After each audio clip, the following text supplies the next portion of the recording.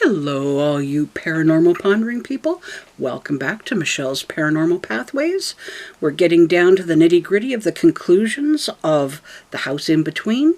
Let's get to it really quickly because, again, SD card ran out. Here we go. Hopefully we got that in kind of focus. There we go. So once again,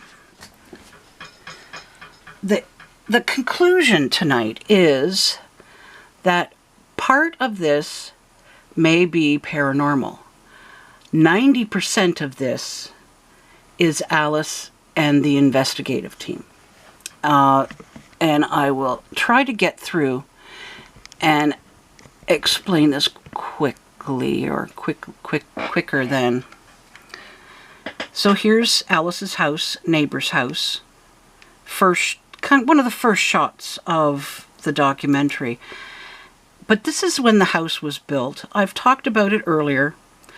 You can definitely see that a lot of time had gone by from when the house was built to the house of today. You can't even see the neighbor's house. And we find out through the investigation that the house was built in 1990. I'd looked at several different videos, and I'm not sure if it's in the documentary or in one of the other news documentaries, or not a documentary, but the news clips and stuff that I saw. Why is a picture like this not a good idea in any investigation ever? The story that Alice tells about that one of those nights that really scared her was she heard a bang of a door. She went downstairs, the door was open, the deadbolt was on, door jamb was fine, there was no one was trying to break into the house, and ooh, it was scary. And lights occasionally turned off and on, and the odd door would open, but not a scary blam open. There are a couple of shots in the documentary where the door opens like really slowly, and it's not scary at all. So part of the main issue with Alice is paranormal paranoia. Part of it, most of it, is actually caused directly by Alice. And if you notice the plate in behind, I have the exact same plate. It is of the Last Supper. And, it just confirms, okay, she's got the priest coming in at the end of the documentary. She's had priests into the house doing blessings before, which they talk about in some of the news clips and things. This was the night, with her arms up in the air, she was actually describing this night with the arms up. She was saying how the light was coming from the ceiling and down into her room, and the house was all dark, and this is the artist's rendering of that night, and how much it scared her. And she got up and left, I don't know if she said to her daughter's house, but she went up and she left, and basically has never slept again in the house. I find it interesting that she is obviously very religious, or, aware, but she took that light sign in a very specific way. So this is actually the first investigator who brought other people in. I didn't realize that the guy that I've been calling the first guy, the armchair guy, was actually later on. The original gentleman that we just seen, he actually said this is one of the longest investigations he's ever been on. It's been over 9 years. So after the light incident, she hasn't slept in her own house for over 9 years. She's had this paranormal investigator coming in for 9 years. She allowed another investigator to come in. He's been investigating for 3 years, he says in the documentary. But the documentary was done, I don't know, in 21 or 20 or 21. So there's been a lot of people. There's a video of a different psychic who comes into the house. And of course, she gives a different rendition of what's going on. So one of the questions I have to ask when it comes to the light and how, you know, unbelievably scared she is. A light can't hurt you. She did have neighbors say that there was lights in the sky that came down over their house and over the backyard, shone the light down into the yard. It lit up like it was the middle of the day, and then it whoosh shot back off up into the sky. And they knew it was, you know, UFOs or aliens, and they were so scared. So in the beginning of the documentary, she's afraid that it's ghosts. She's afraid that because the area used to be a cemetery, and they moved the bodies to be able to create the subdivision where she is, but they didn't get all the bodies, which is exactly the same. It happens in a lot of places. Kingston had the exact same thing happen. It's called Skeleton Park, where, you know, the expanding city built around an area that had a big cemetery, but not all the graves were marked, and not everybody got moved, and bodies show up in the park. So she's afraid it's ghosts.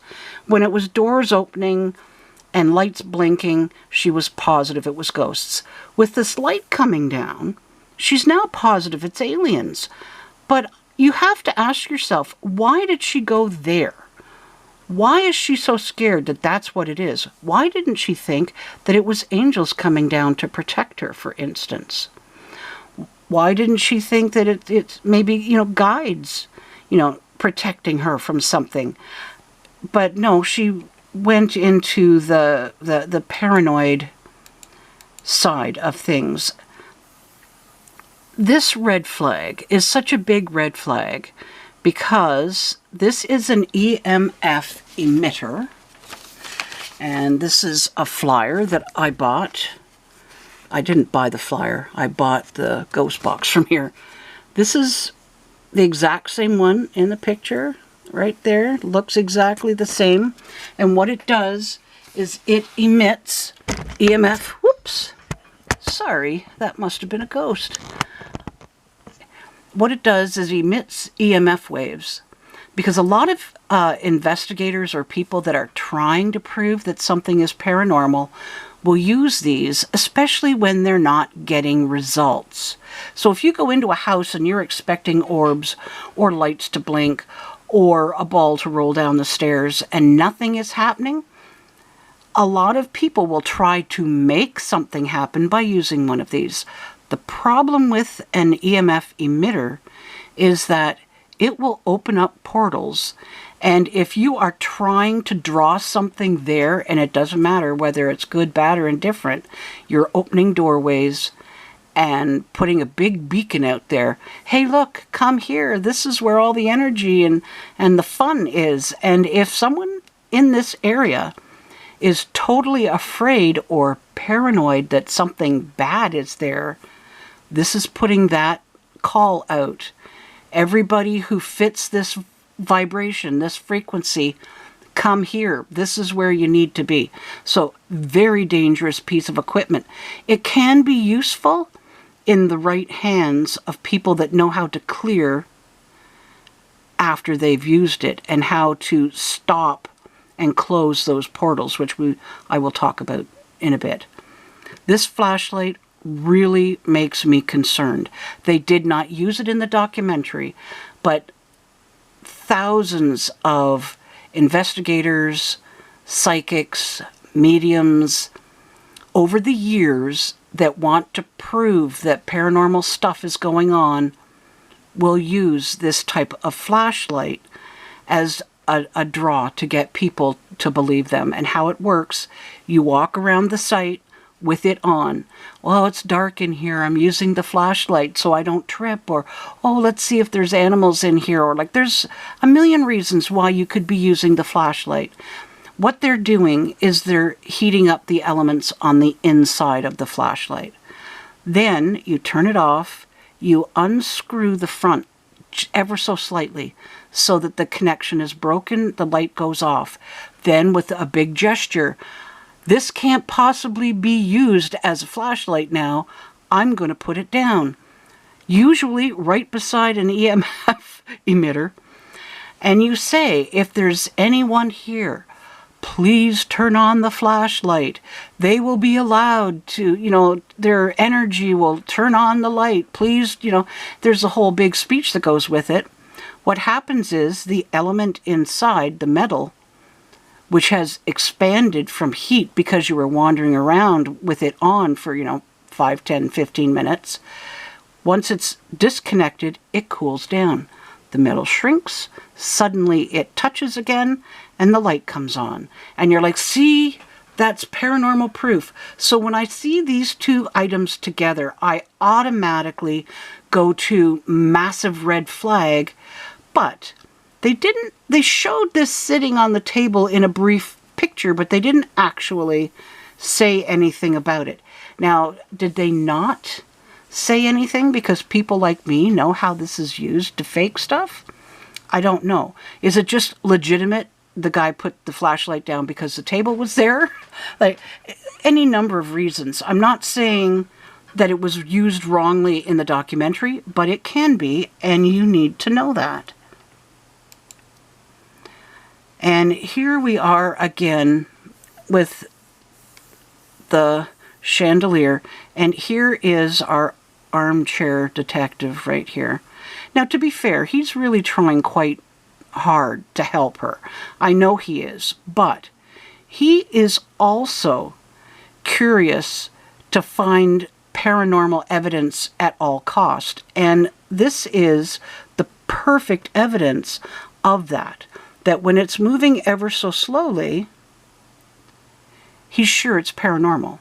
And there are a couple of other pictures in the video. There's one that's filmed in black and white, and someone is standing underneath it, and you can physically see it moving. Oh, and in the documentary where a psychic who was not in the documentary, a different one, came in, and she is standing. She goes up the stairs, and there's nothing on the stairs at all. No balls, nothing. So you know it's an older piece of film that he has filmed himself. And she's standing under this, and it's slowly turning. I don't know if he knows that, but it was. So the stairs, although I didn't put another picture in here of the stairs, the reason that is so important, here's our big guy. This is when he was giving the impassioned speech about how he's going to be with Miss Alice and support Miss Alice for as long as it takes. And I mean, it was a genuinely heartfelt speech. But that also, again, this is why he's here.